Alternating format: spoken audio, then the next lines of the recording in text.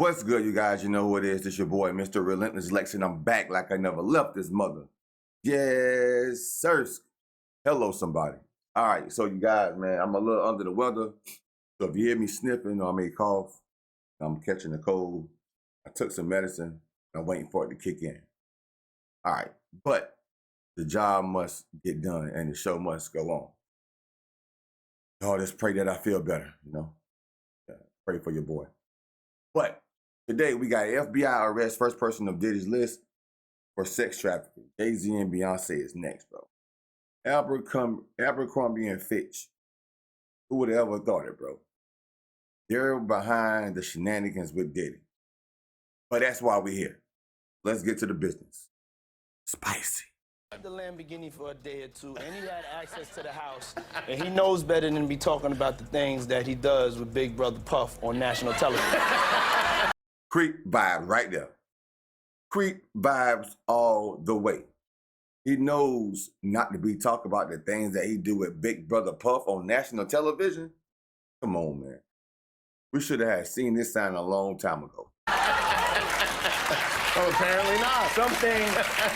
Everything ain't for everybody. The former CEO of Abercrombie and Fitch and two others have been arrested as part of a criminal investigation by the FBI. The fashion world just got hit with a bombshell that no one saw coming. Fashion moguls Mike Jeffries and Matthew Smith, big names behind the Abercrombie and Fitch empire, have been arrested on federal charges similar to Diddy's case. Now here's where it gets really wild. Rumors have been flying that Diddy might have handed over a list of powerful names to the feds to save himself. A lot of people dismissed it as just gossip, but now after these high-profile arrests, it wouldn't be too surprising. No one expected, though, that the first powerful figure to go down would be former Abercrombie and Fitch CEO Mike Jeffries, one of the most powerful executives in the fashion industry. Jeffries, along with his partner Matthew Smith and an alleged middleman named James Jacobson, has just been hit with federal charges for running a disturbing underground operation involving transferring of people, if you know what I mean. Diddy was also indicted on very similar charges. A coincidence? Maybe or maybe not. Let's dig deeper. Federal authorities are accusing Jeffries, Smith, and Jacobson of using manipulation, fraud, and even coercion to forcefully exploit young male models, many of whom thought they were stepping into legitimate modeling opportunities. Sources say Jeffrey hosted these twisted gatherings at his New York mansion, luring guests in with the promise of career-changing modeling gigs, only to find themselves in a dark underworld of serious raw dogging. Diddy's infamous freak-off parties are well known, but it turns out the fashion industry has its own hidden version of these exploitative, substance-fueled events. The FBI first opened an investigation into Mike Jeffries and his associates last year after a shocking BBC report accused Jeffries and his partner of exploiting and using young men at exclusive gatherings held in both their New York properties and luxury hotels around the globe. But here's the twist. For months, they struggled to gather enough solid evidence to build a case. That was until an insider tip dropped into their lap. And now word on the street is that the tip might have come from none other than Diddy himself. Breon Peace, the U.S. attorney for the Eastern District of New York, didn't hold back when breaking down the shocking charges against Jeffries. According to Peace, Jeffries operated a calculated, high-level operation involving a middleman and a network of recruiters who would handpick men for Jeffries and his partner. Peace went on to allege that Jeffries leveraged his position as the powerful CEO of Abercrombie and Fitch to lure victims with promises of opportunity, only to use them to fulfill his and Matthew Smith's darkest desires. This wasn't just about power, it was about dominance, privilege, and exploitation on a mind-numbing level. He was using his power, his wealth, and his influence to traffic men for his own sexual pleasure and that of his romantic partner, Matthew Smith. According to Peace, Jeffries and Smith hired James Jacobson to act as a chief recruiter and middleman. Jacobson's role allegedly went beyond recruiting. He reportedly held private tryouts with young, ambitious male models worldwide, testing their willingness to engage in acts in exchange for cash. Once Jeffries and Smith approved, these men were flown out to exclusive New York residences or high-end hotels across the globe for commercial you-know-what. Jeffries and Smith employed James Jacobson to act as a recruiter to find men. Jacobson engaged in, quote, tryouts with men across the world where he would typically pay them to engage in sex acts with him. Following the tryouts with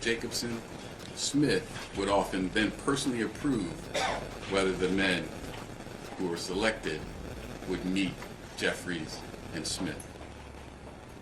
The defendants would fly the selected men to Jeffries and Smith's homes in the Hamptons in New York City or to hotels around the world in such places as England, France, Italy, Morocco, and St. Bart's for the purpose of attending events to engage in commercial sex. Many of these men reportedly had no idea what awaited them. Most had no clue about the nature of things that would be required of them. They were allegedly promised modeling gigs with Abercrombie and Fitch that could be their big break. But upon arrival, they were met with a very different reality. Peace claimed that, with no option to back out, staffers demanded that the models sign airtight non-disclosure agreements, which later served as tools of control and intimidation, ensuring their silence long after the encounters ended. In an interview process that did not inform the men of the details of the sex events before they attended, including the full extent and nature of the sexual activity that would be required of the men at these events. They caused the men to believe that attending these sex events could yield modeling opportunities with Abercrombie or otherwise benefit their careers.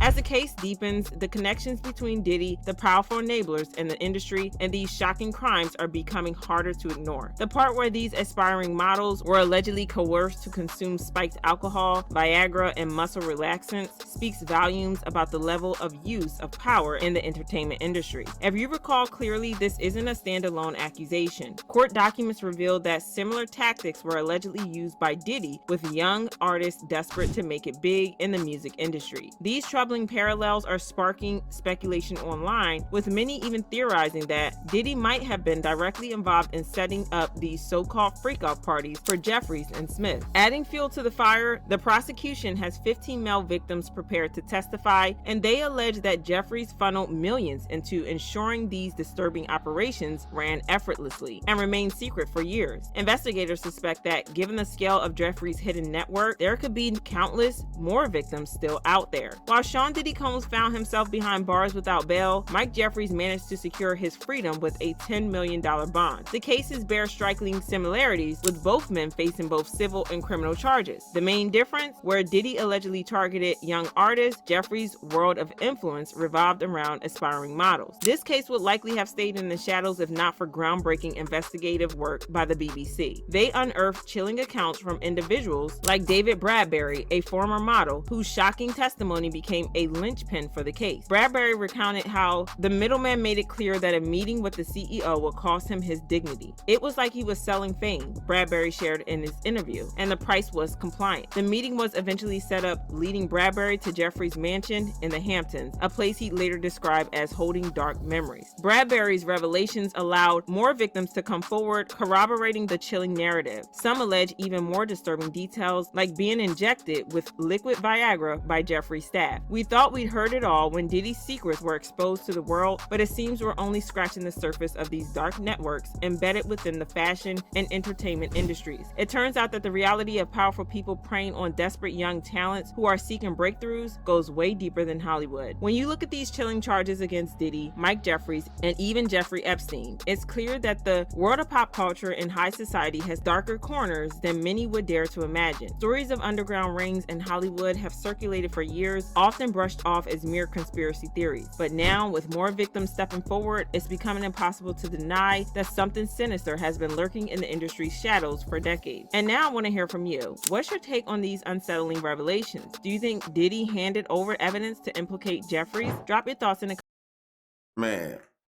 Man, this is crazy.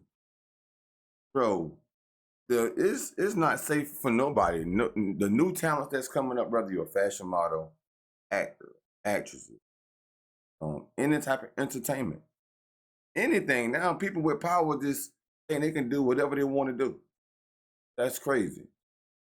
Abercrombie and Fitch has been around for a minute now. I mean, I don't wear the clothing, but at the same token, they've been around for a minute. And these guys go over there to become inspiring models only to get offended. Man, that's crazy. Diddy gonna have a long list, and I can't wait. I can't wait till justice be served for everybody. I believe in justice being served, bro. If you do wrong, you got to get the justice. You have to. They preying on people of aspiring talents that's want to excel in their careers. And they're making them victims, bro. That is crazy.